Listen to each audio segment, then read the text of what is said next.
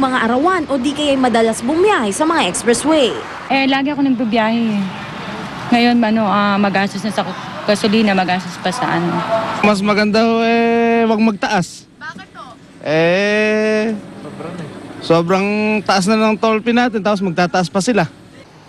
Paliwanag ng BIR, ang pagpapataw ng VAT sa mga toll fee ay naaayon daw sa tax code ng bansa. Mahigit 1.3 billion pesos taon-taon daw ang kanilang malilikom sa pagpapataw ng VAT sa mga expressway na sakop ng Toll Regulatory Board.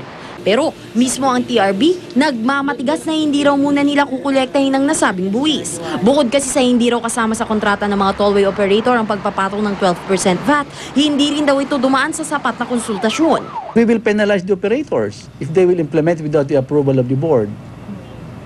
Because as provided in the agreement, any adjustment in the toll rate must be approved by the board. Para sa unang balita, Rauna Crisostomo reporting.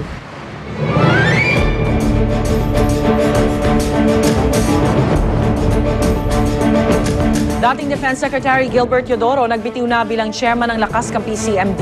Sa kanyang sulat sa National Executive Committee ng Lakas Kampi CMD, sinabi niyang isa itong paraan para matutukan niya ang kanyang kampanya. Mas kailangan daw ng partido ng full-time chairman na mas makakatugon sa mga pangangailangan ng mga kandidato ng partido sa local position. Tumanggi munang magbigay ng pahayag si Lakas Kampi CMD Vice President for Membership Prospero Pichay kaugnay sa pagbibitiw ni Teodoro.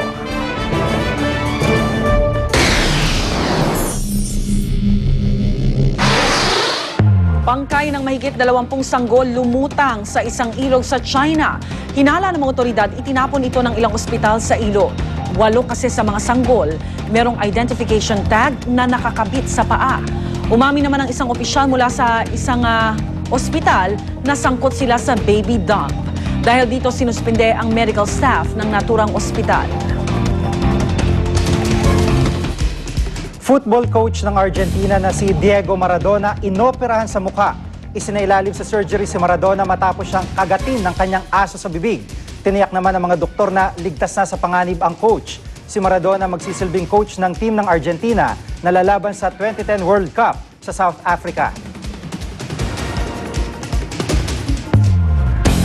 Conjoined twins sa India, tatangkain paghiwalayin ng mga doktor.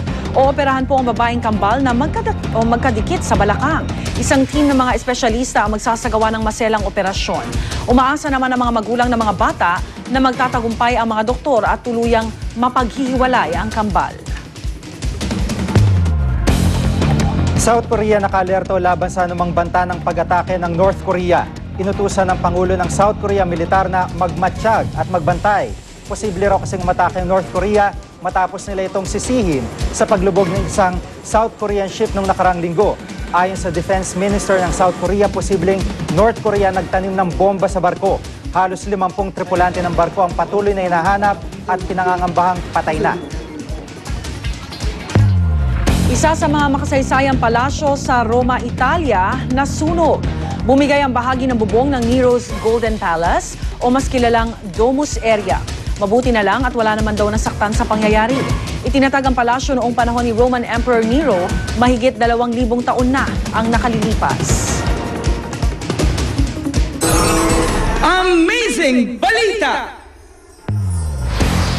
Programang kuryente mula sa Pawi sinilunsad ng Quezon City Jail sa pamamagitan ng pagpedal ng mga preso ng isang stationary bike sa loob ng 3 oras. Kaya nang i-charge ang isang baterya. Ang na-charge sa battery ay kayang tumagal ng halos 8 oras. Ayon sa BJMP, malaking tipid ito sa kuryente. Mula sa 600 hanggang 700,000 pesos, may bababa sa 200 hanggang 250,000 pesos ang electric bill ng Quezon City Jail.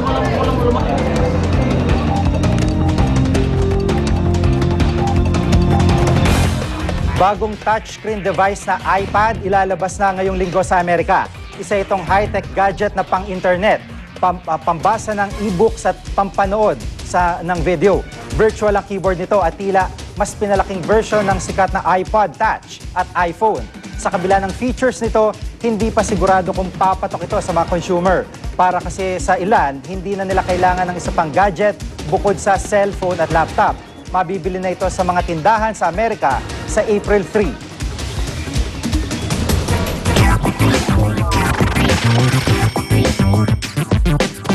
At dumako naman tayo sa latest sa showbiz. Ihatid sa atin yan ng morning kachikahan natin na si Luan D. Luan?